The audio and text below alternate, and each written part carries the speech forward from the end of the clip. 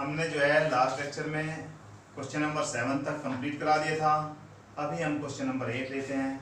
Question number 8 में क्या है, आप ध्यान से देखिए। इन्होंने कहा है निम्न रिएक्शन, यानी कि रिएक्शन दी हुई हैं, उनको संतुलित यानी कि बैलेंस करना है, और फिर हमें क्या करना है, उसका टाइप भी बताना है किस टाइप की है। चलिए, बहुत सिंपल सी बात है। देखो, हम करें पहले वाला, फर्स्ट वाला ले लेते हैं, पोटेशियम ए। बेटा बुक अपने जिसके पास है बुक ले लीजिए, बुक लेकर बैठिए। मैं क्वेश्चन नहीं लिख रहा हूँ। अगर सारा क्वेश्चन और आंसर देखना है, मैं सबके पास भेज दिए हैं, क्वेश्चन आंसर देखें, फिर इसे देखें वीडियो। पोटेशियम ब्रोमाइड, आपके पास पोटेशियम ब्रोमाइड है के लिया। चलिए, ये फॉर्मूले याद करो, इन सारे फॉर्मूलों को एक साथ लिख लीजिए, सबको याद कीजिए। प्लस बेरियम आयोडाइड, ये क्या है भाई, जलीय विलयन है तो ए क्यू लिख देते हैं। प्लस क्या है भाई, barium iodide, barium means Ba और आयोडाइड होता है आपका I। आगे चलते हैं, आगे क्या आता है, पोटेशियम आयोडाइड। बेरियम आयोडाइड क्या है आपका, बेरियम आयोडाइड भी एक्वस सॉल्यूशन है। चलो एरो कौन बना, उसके बाद में पोटेशियम आयोडाइड। पोटेशियम आयोडाइड क्या बन गया, के आई आपका क्या है भाई, एक्वस सॉल्यूशन है, ये लीजिए, एक लिख लीजिए। अब प्लस बन गया बेरियम ब्रोमाइड, BaBr2, ये हमारे पास है सोल्यूशन। ये हमारी इक्वेशन थी, रिएक्शन दी हुई थी, मैंने इसे इक्वेशन में बदल, वर्ड फॉर्म में थी, शब्दों में लिखा हुआ था, उसके फॉर्मूले लिखकर मैंने उसे इसकी सारी डिटेल्स देकर इक्वेशन बना दी। अब इक्वेशन के बाद हम देखते हैं, क्या देखते हैं कि बैलेंस करने के लिए हमारे पास I के, यहाँ देखिए I2 है, यहाँ I अकेला बैठा है बेचारा, तो मैं यहाँ पर 2 से मल्टीप्लाई कर देता हूँ। आप अगली इक्वेशन लिख लेना 2KI।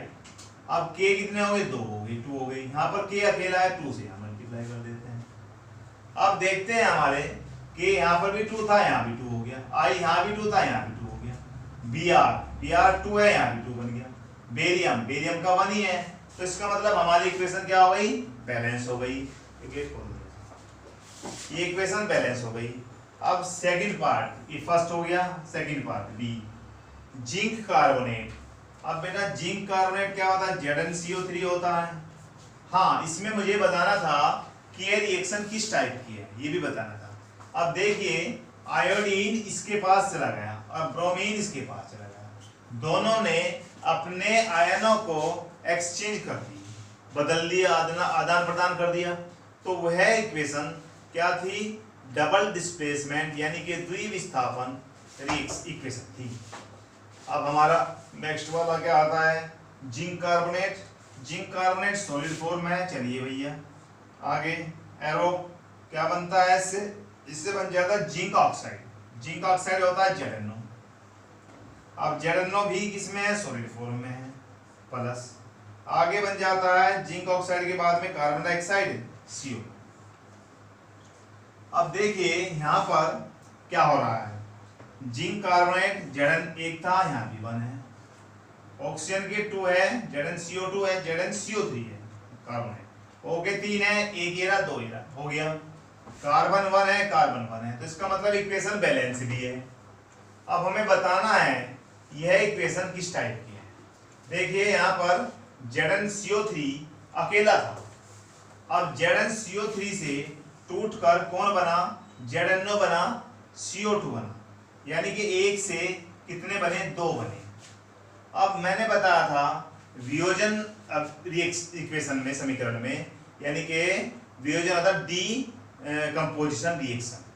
डीकंपोजिशन में मैंने बताया था कि जब एक सब्सटेंस को तोड़ दिया जाए किसी भी तरीके से, हीट, लाइट और इलेक्ट्रिसिटी से, और वह 2 या 2 से अधिक सब्सटेंस में बदल जाए, तो वह क्या होता है, वियोजन अभिक्रिया, जिसको कहते हैं डीकंपोजिशन रिएक्शन। अब आता है नेक्स्ट पार्ट, हाइड्रोजन किसके साथ मिलता है, C में, हाइड्रोजन H2 लिख दीजिए, गैस है ये, किसके साथ मिलता है, क्लोरीन के साथ, Cl2 लिख दीजिए, ये भी गैस है भाई। प्लस आगे एरो, हाइड्रोजन क्लोराइड, क्या बनता है इससे, हाइड्रोजन क्लोराइड। अब चलिए HCl बना दीजिए। अब सीधी सी बात हो गई, यहाँ पे क्या था, हाइड्रोजन था, यहाँ कौन था, क्लोरीन था, और ये क्या बन गया, गैस, हाइड्रोजन क्लोराइड गैस। अब ये दोनों मिल गए। अब पहले हम बैलेंसिंग देख रहे थे, ये कितने 2 है, यहाँ भी 2 है, तो मैं यहाँ 2 कर देता हूँ भाई, होगी बैलेंस। अब हम देखते हैं इसमें क्या हुआ भाई, इसमें हमारा दो सब्सटेंस, दो पदार्थ मिले और एक बना, ये दोनों मिलकर क्या बना, ये बना। तो इसका मतलब ये है इक्वेशन, कौन सी होगी, संयोजन यानी कॉम्बिनेशन रिएक्शन, सीधी सी बात है। अब आगे डी पार्ट लेते हैं बेटा।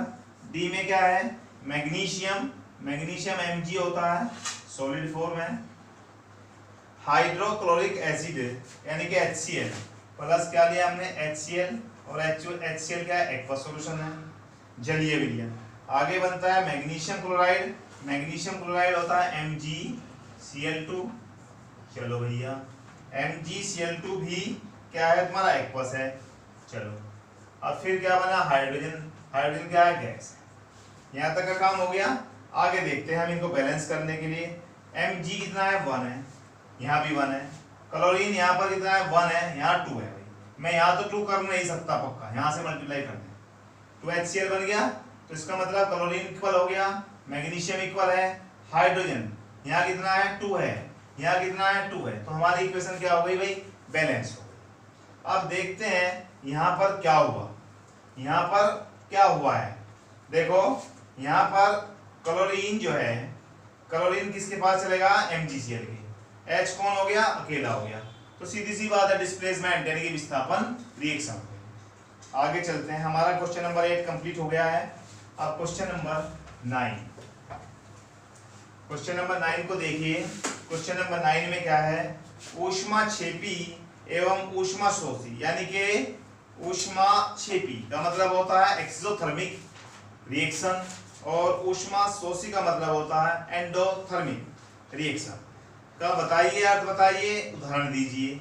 चलो भैया हम एक काम करते हैं, ऊष्माक्षेपी, ऊष्माक्षेपी का मतलब मैंने बताया था एक्सोथर्मिक रिएक्शन वे रिएक्शन होती है जिसमें जब कोई अभिकारक मिलकर जो उत्पाद का निर्माण करते हैं, यानी कि रिएक्टेंट मिलकर प्रोडक्ट का बनाते हैं, जो प्रोडक्ट, उस प्रोडक्ट को बनाने में जो भी हीट निकलती है, ऊष्मा निकलती है।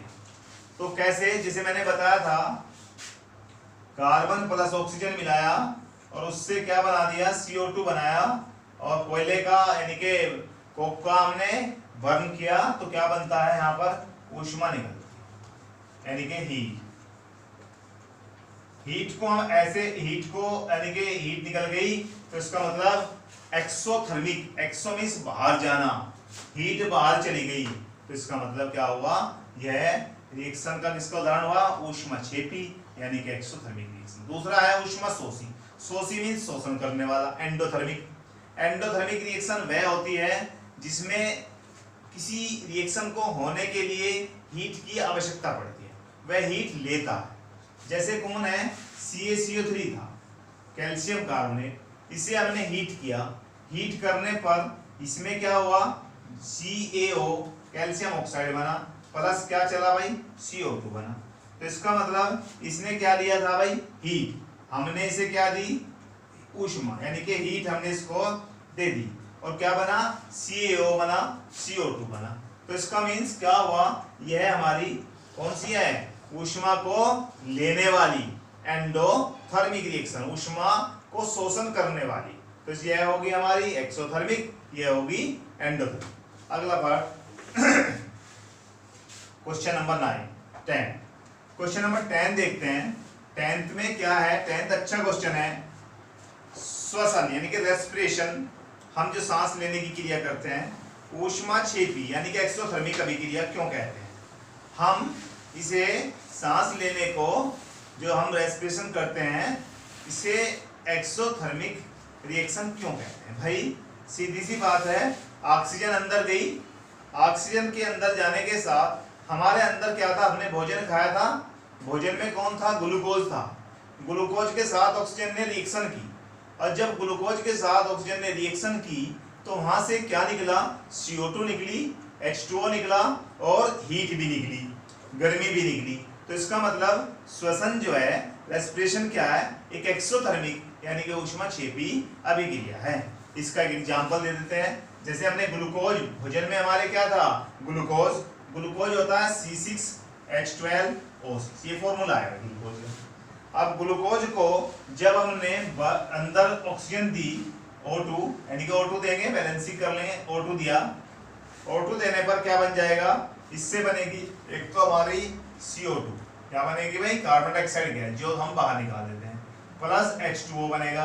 अब प्लस क्या बनेगा, ऊष्मा। तो ऊष्मा कहाँ गई, बाहर। जब ऊष्मा बाहर आ गई तो इसका मीन्स क्या हो गया भाई, क्लियर सी बात हो गई, यह रिएक्शन कैसी है, एक्सोथर्मिक, यानी कि ऊष्माक्षेपी है। हम इसे बैलेंस कर सकते हैं, हम यहाँ पर 6O2 कर दीजिए, 6CO2 6H2 बैलेंस हो जाएगी। हमारे पास यह क्या होगी, ग्लूकोज को जब हमने ऑक्सीजन दिया तो उसके साथ ऑक्सीजन बर्न होकर क्या बनाया, 6CO2 6H2 और जल, यानी कि ऊष्मा। तो यह कैसी होगी, एक्सोथर्मिक। अगला है वियोजन, यानी कि वियोजन का मतलब क्या होता है भाई, वियोजन का डिकम्पोजिशन को कॉम्बिनेशन का अपोजिट क्यों कहा गया है, मैंने नोट्स में लिख दिया है, उसे देख ली। कुछ वही क्वेश्चन कराऊंगा जो समझाने वाले क्वेश्चन है, जो मैंने पहले